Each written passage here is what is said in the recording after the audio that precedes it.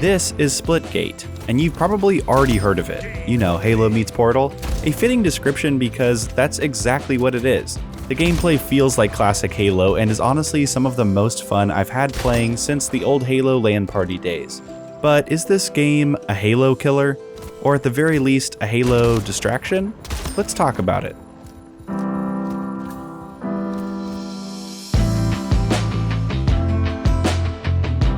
So one of my subscribers was kind enough to mention this game to me, and I checked it out a few weeks ago, and I have been loving it. It's a great way to blow off steam and occasionally get into some pretty sweaty matches. The gameplay is super fun and feels incredibly familiar. Again, there's the Halo side of the game coming out. Like I said before, it feels like classic Halo, and since we can't quite yet play Halo Infinite, this is the closest thing we're gonna get. So now is an especially interesting time to talk about Splitgate, as it is able to ride on some of the hype train coattails of people who can't wait to play Infinite. So does that make it a Halo killer? Well, if we look at its numbers, at the peak of its popularity, it had around 200,000 players, which is a dream come true for an indie developer, especially considering that it was started by two people in college wanting to put portals into an FPS game and is now a 30-person studio. So will the concurrent player number continue to grow? Possibly, with more people hearing about it and now that console players are playing it as well, but there's also a really good chance that its numbers will significantly drop once Infinite is released. Only time will tell on that one, but I am definitely looking forward to whatever 1047 Games comes out with next. If you haven't had a chance to play it, again, I would highly recommend you check it out. The gameplay is really tight and fun, and the matches, at least in my experience, have been really easy to load into, and they usually last around 5 to 10 minutes, which is a perfect amount of time in case you get bored of a certain game mode or weapon setup. The gameplay often felt so much like Halo to me that I forgot to set portals most of the time, which is the other half of the game.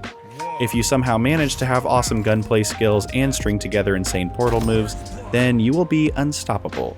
For me, however, I am very stoppable. Mostly because I relied on my FPS experience and not my portaling experience, of which I have very little, although whenever I did use the portal, it was always a huge advantage. The best part of this game, however, is just that it's free. Anyone can play it, and it costs them nothing to try it out.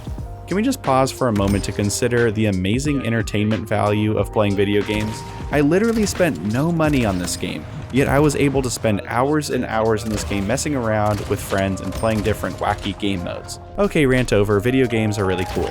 But that kind of segues me into my next point, which is that Splitgate has some of the most fun game modes I've ever seen. They definitely don't take themselves very seriously, and they aren't afraid to have some crazy, wacky concoctions in their game mode playlists. They have a bunch of normal, expected game modes like Team Deathmatch and Domination, then they also have some crazy, wacky ones where you're just running around with a baseball bat hitting people. They even have some more intense, grounded, limited respawn kind of game modes, just in case you want to get a little extra sweaty. The unique party-style game modes they have are a ton of fun, and they just remind you of that old-school Halo couch co-op, sitting there with your friends trying to make up crazy game modes when you're hitting each other with gravity hammers on super low gravity. It's funny, playing this game made me really miss those times, and I didn't even realize that was something I was missing. I wonder if Infinite will manage to bring back some of that magic, even if they aren't launching with campaign co-op. One of my biggest draws to this game, to be honest, is the fact that it was just from an indie developer. Sure, it has borrowed and relies heavily on games in the past, but there's no way you'd be able to see this level of exploration, like adding portals to Halo, if there wasn't an opportunity for indie developers to be able to just experiment. I am all for supporting smaller developers and their games since it leads to greater innovation in the industry as a whole. Oftentimes, AAA games can't really take as large of risks since it could easily hugely backfire on them. So smaller studios allow big developers to see what works, what people are interested in, and what new, intriguing, or groundbreaking feature they want to add into their game. So let's make sure to support the indie devs when we get a chance. I believe it will only be for the betterment of all video games. Even with Halo Infinite launching in the near future, I don't think this game is just going to completely disappear, and it still deserves to be played even when its inspirational predecessor comes out. Splitgate, all in all, has been a great way to blow off steam and have some fun, chill gaming sessions after a long workday. And having the game be free and cross-platform just lowers the barrier to entry even more, which I am always a huge fan of. You guys should check out the game if you haven't already, and let me know in the comments what you think about it if you have, or even if you hadn't. Do you like it? Do you hate it? Are you indifferent? Do you think this is a Halo replacement? Let me know. I really want to hear your thoughts, and I promise I'll respond to the comments. It always interests me to what people thinks of these smaller type games coming out in a world mostly dominated by AAA titles like Call of Duty and Halo. So do these AA or whatever smaller games are called, do these games lose out compared to the big dogs? This game seems to be evidence of the opposite, but what are your first impressions? Now I'm going to roll some gameplay of one of my favorite game modes, Big Head Snipers, just so you guys can get a taste of some of the crazy game modes. If you enjoyed this video, please share it with a friend, drop a like, it helps me out a ton and it really helps me grow my channel. Enjoy the gameplay. 5, 4, Here we go, 3, Bobblehead 2, Sniper time. 1. Big Head Snipers. First blood. Gain the lead. Oh, Gain the lead. Double let's kill. go. Triple kill. Where you going? Get back here. Killing spree. Double kill. Dude, those portals are so dangerous up on the side there. Constantly get you.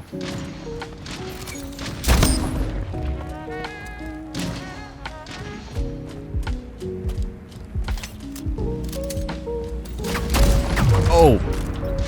Okay, I should have looked left.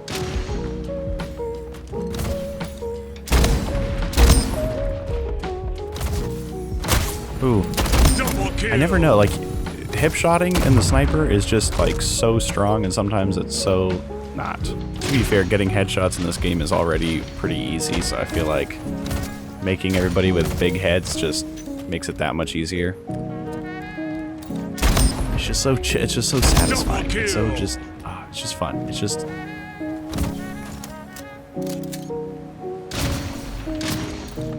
oh gosh. Oh no, I thought I could float and repeat. Double kill. Ow.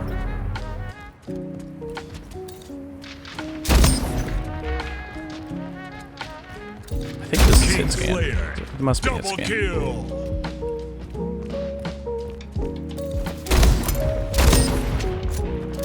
Five minutes remaining.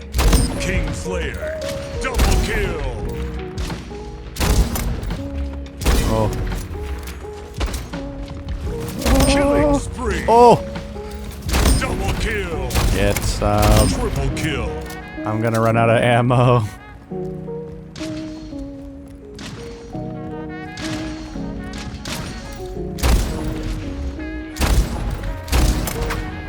Oh, oh, whiffs, I'm out, I'm out.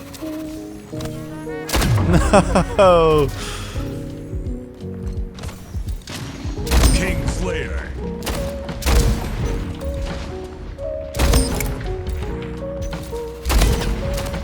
Oh, get him, punch him.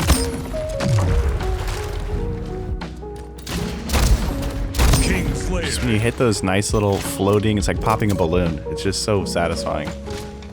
Game over. Alright, that wraps up the gameplay. Thanks for sticking around to the end of the video.